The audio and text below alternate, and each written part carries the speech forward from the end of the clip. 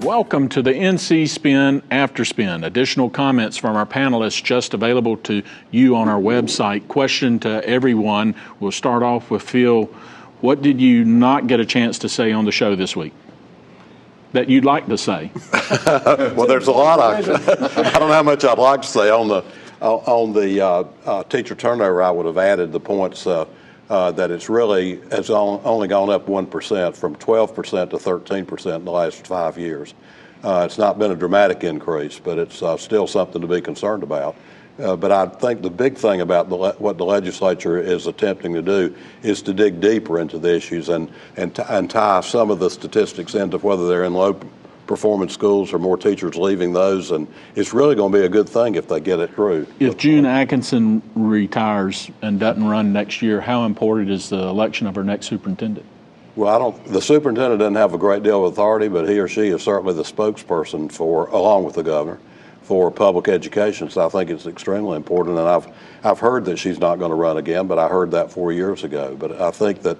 Are you going to endorse me? I'm liable to. I'd rather you come out against me. Forming a campaign right now. Chris, what did you not get a chance to say on the show this week? Well, we talked about the session and where we are in the session. You even mentioned the Greensboro City Council redistricting, which I thought was not only a bad idea, but handled very poorly with a House vote, a conference committee report that nobody had seen, new districts that very few people had seen, no debate allowed on it at all. After they came back from a caucus where votes were changed and arms were twisted and all that. And what it was fascinating to me about it, not only was that, I think, an abuse of the legislative process, or certainly a distortion of it, but the Governor McCrory probably had his strongest word so far for the General Assembly, calling that a shameful process.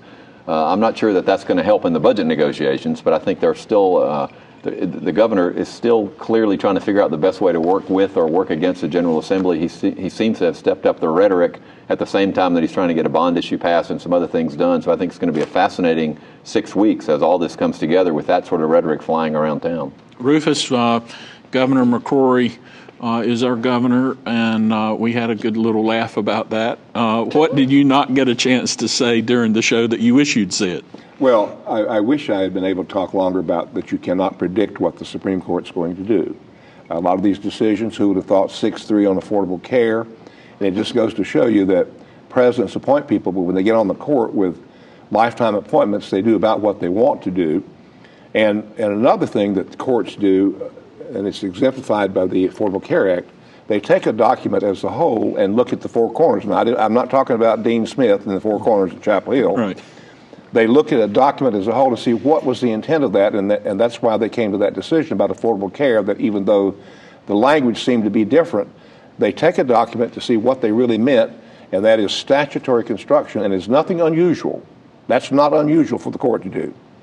John, what did you not get a chance to say on the show that you wish you had said? Well, we didn't have enough time to get into more of the details of how badly the Supreme Court bungled its various cases and its attempts at statutory construction. I mean, a good example would be on the Affordable Care Act decision. I mean, all 9 justices granted that the law was improperly worded. Every single one of them, they all granted it didn't make any sense.